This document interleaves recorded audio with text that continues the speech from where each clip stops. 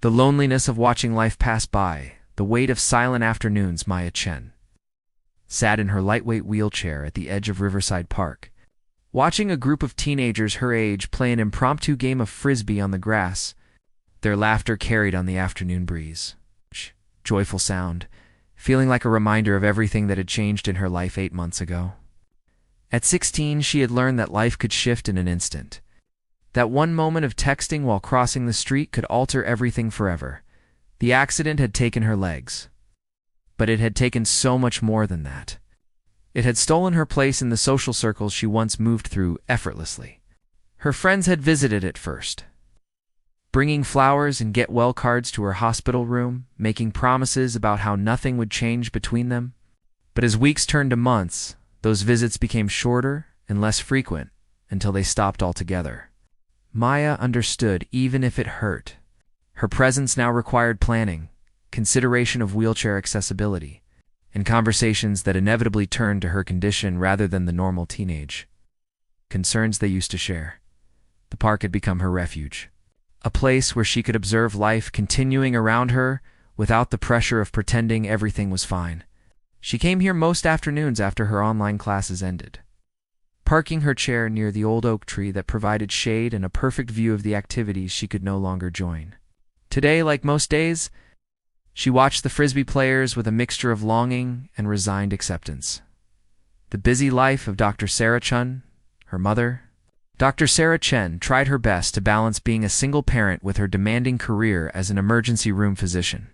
Since Maya's father had walked out when she was 10, unable to handle what he called the pressure of raising a special needs child, Sarah had carried the weight of everything alone.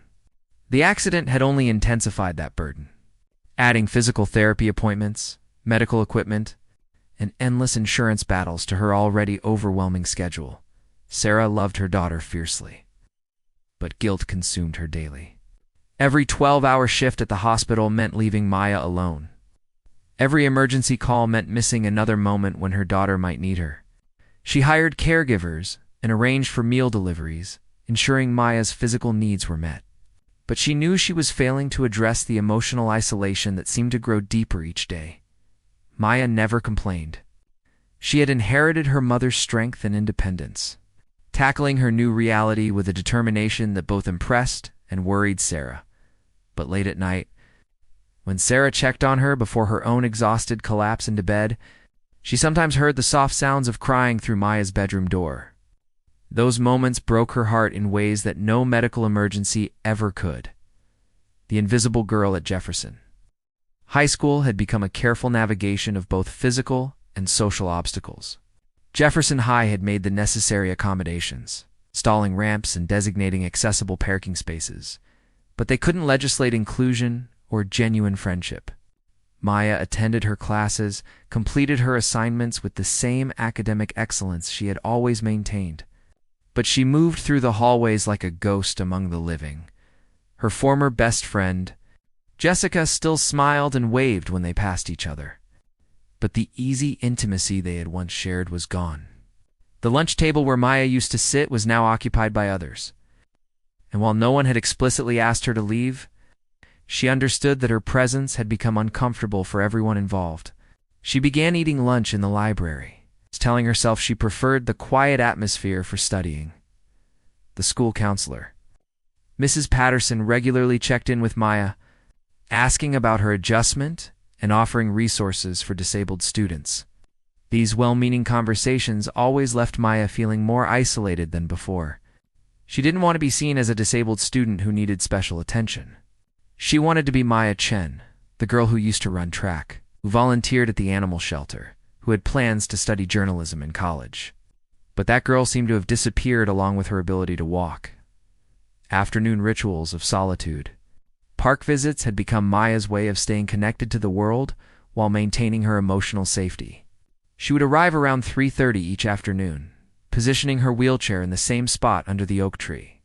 From there, she had a clear view of the playground where younger children played, the basketball court where older teens gathered, and the walking paths where couples strolled hand in hand. She brought a book or her laptop, ostensibly to read or work on assignments, but mostly she watched.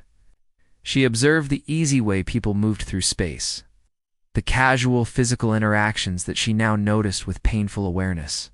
A simple gesture like jumping over a park bench or sitting cross-legged on the grass became profound in its impossibility for her. Maya had developed an internal catalog of the park's regular visitors. There was Mrs. Rodriguez, who brought her granddaughter to the playground every Tuesday and Thursday.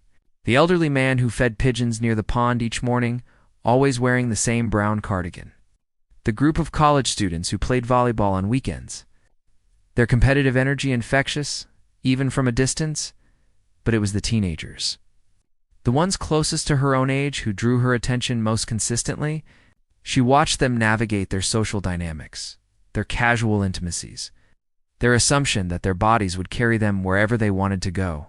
Sometimes she imagined what it would be like to simply stand up from her chair and join them, to feel grass beneath her feet again. To run without the mechanical whir of electric motors, the language of loneliness. Maya become fluent in the subtle language of social exclusion. She recognized the moment when conversations shifted as she approached. Not out of cruelty, but from genuine uncertainty about how to include someone whose experience seemed so foreign to their own. She saw the quick glances at her wheelchair, the way people's eyes would dart away when caught looking, the forced brightness in voices when they felt obligated to acknowledge her presence. The hardest part wasn't the outright rejection or pity, which would have been easier to name and address. Instead, it was the gradual fading, the slow dissolution of connections that had once seemed unbreakable. Her friends weren't cruel. They simply moved on to lives and experiences that no longer included her.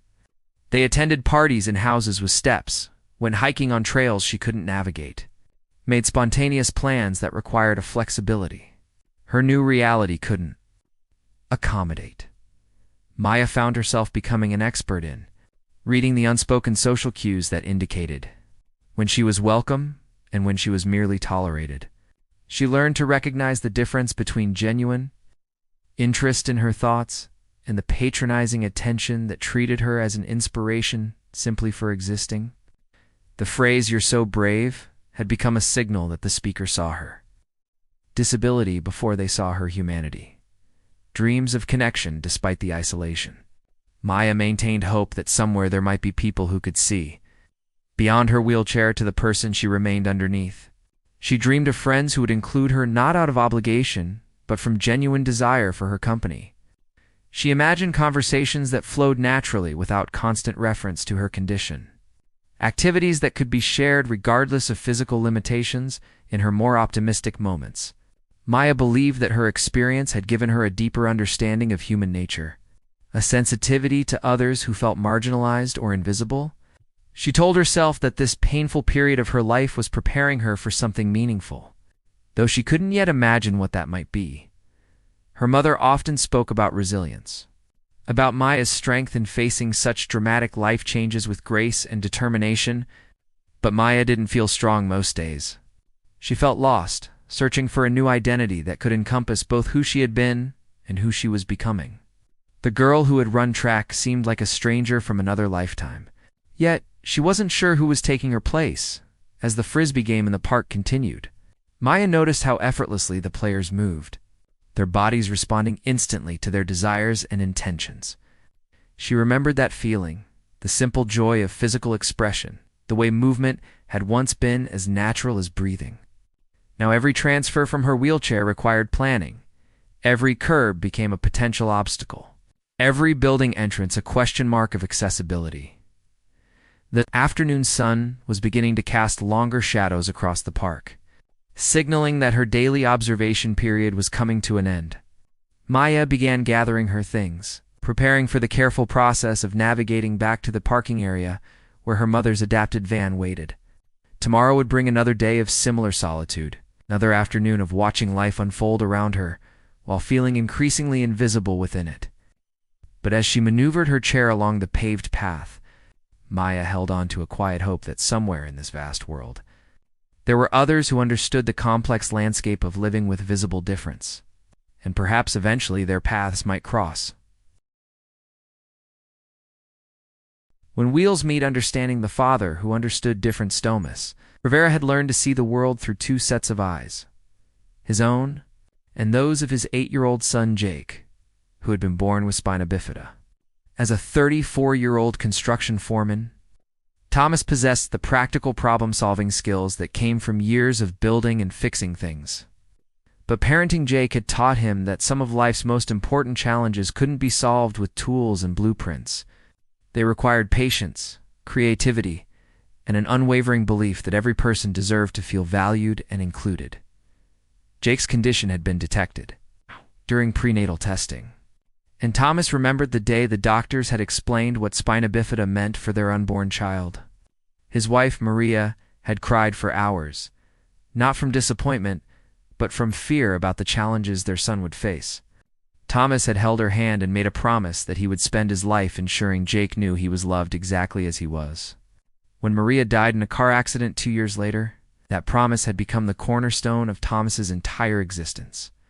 The father and son had developed their own rhythm over the years. Thomas had modified their small apartment to be completely accessible, learning about ramps and grab bars with the same dedication he brought to construction projects. He had researched the best pediatric wheelchairs, fought insurance companies for necessary equipment, and connected with other parents navigating similar journeys. Most importantly, he had raised Jake to see his wheelchair not as a limitation, but as simply another way of moving through the world. Jake's boundless spirit. Jake Rivera possessed the kind of infectious enthusiasm that could light up any room he entered. Despite facing daily challenges that would overwhelm many adults, he approached life with curiosity and joy that constantly amazed his father.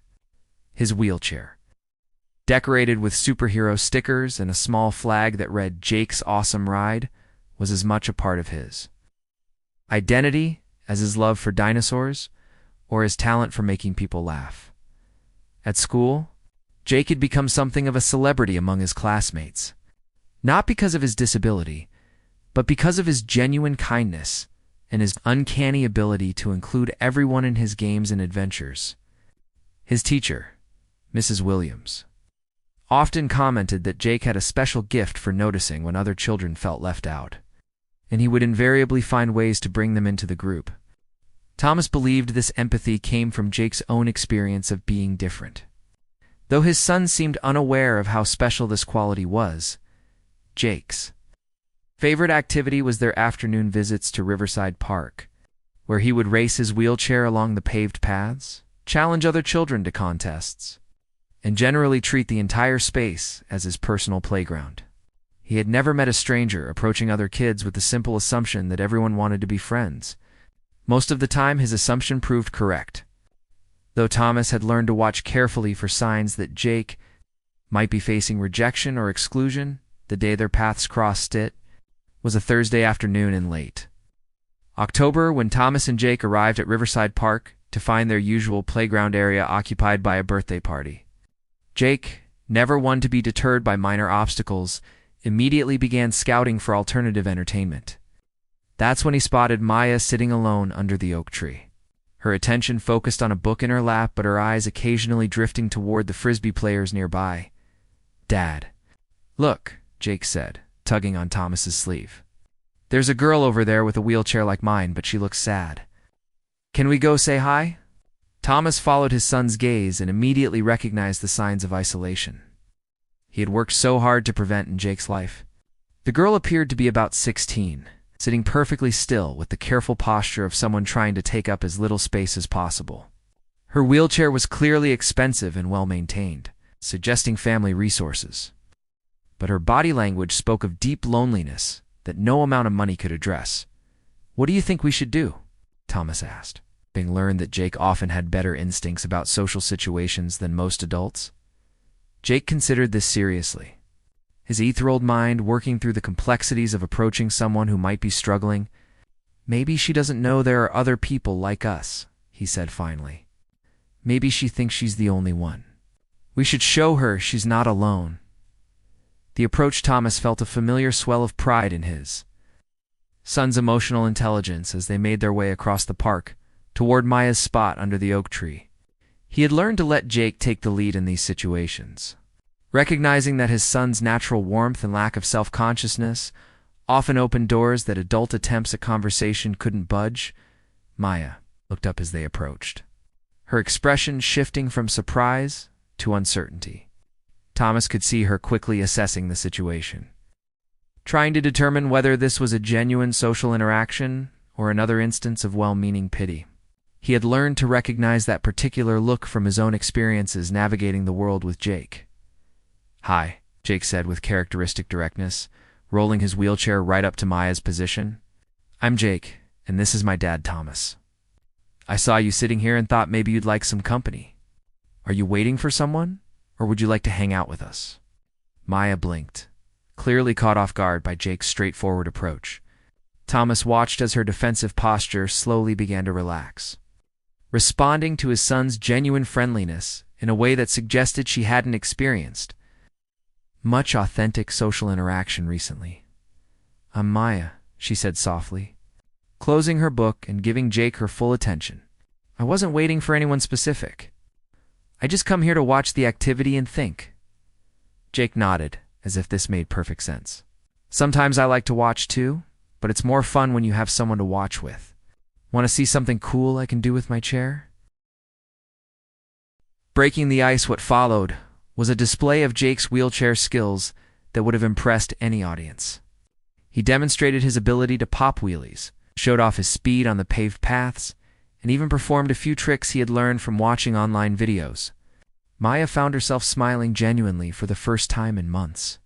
Caught up in Jake's enthusiasm and obvious pride in his abilities, Thomas settled onto a nearby bench, close enough to supervise, but far enough to allow the conversation to develop naturally. He watched Maya's transformation as Jake's energy worked its familiar magic, drawing her out of her shell and into genuine engagement with another person who understood her. Experience from the inside. "How long have you been using a wheelchair?" Maya asked, her voice carrying the careful tone of someone testing whether such questions were welcome. "My whole life," Jake replied matter-of-factly. "I was born this way. What about you? Did something happen? Or were you born like this too?" Thomas held his breath, knowing that this was often a difficult topic for people who had acquired disabilities. But Maya seemed relieved by Jake's direct approach.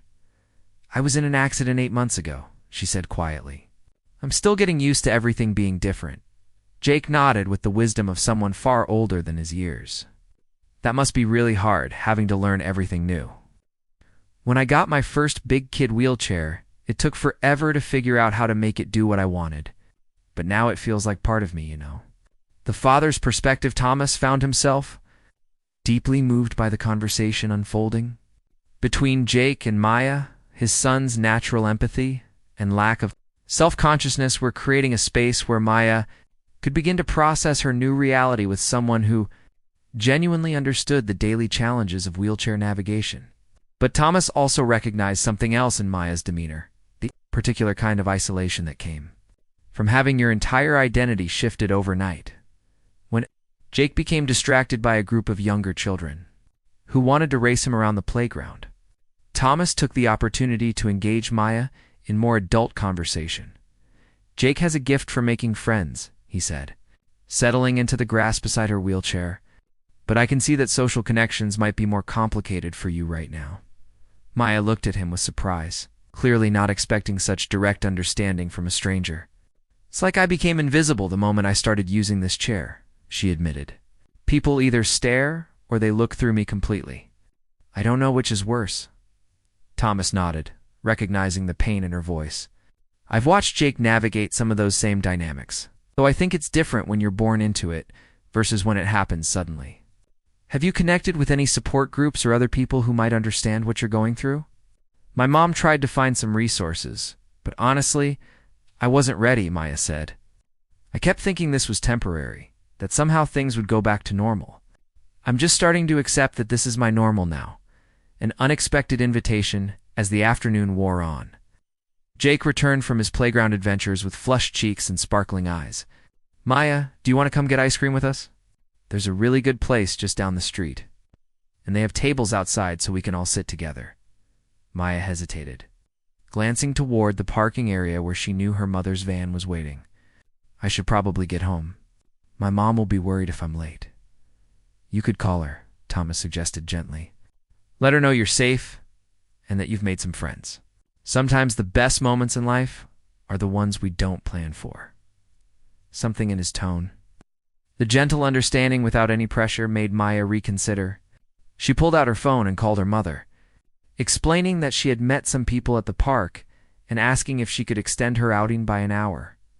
Dr. Chen's surprise and delight were audible even to Thomas and Jake, suggesting that Maya's social isolation had been a source of significant concern for her family. The ice cream shop was everything Jake had promised: accessible, welcoming, and filled with the kind of comfortable atmosphere that made conversation flow naturally.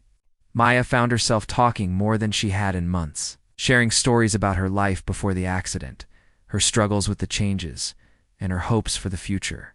Thomas and Jake listened with genuine interest, asking thoughtful questions and sharing their own experiences without making comparisons or offering unsolicited advice, seeds of friendship as they prepared to part ways. Jake made Maya promise to meet them at the park again the next week. "We come every Thursday," he explained.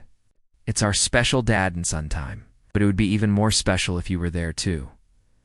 Maya felt something she hadn't experienced since her accident: anticipation for a future social interaction that had nothing to do with medical appointments or family obligations. These two people, this father and son, who understood her world from the inside, had offered her something precious: the possibility of friendship without conditions or expectations.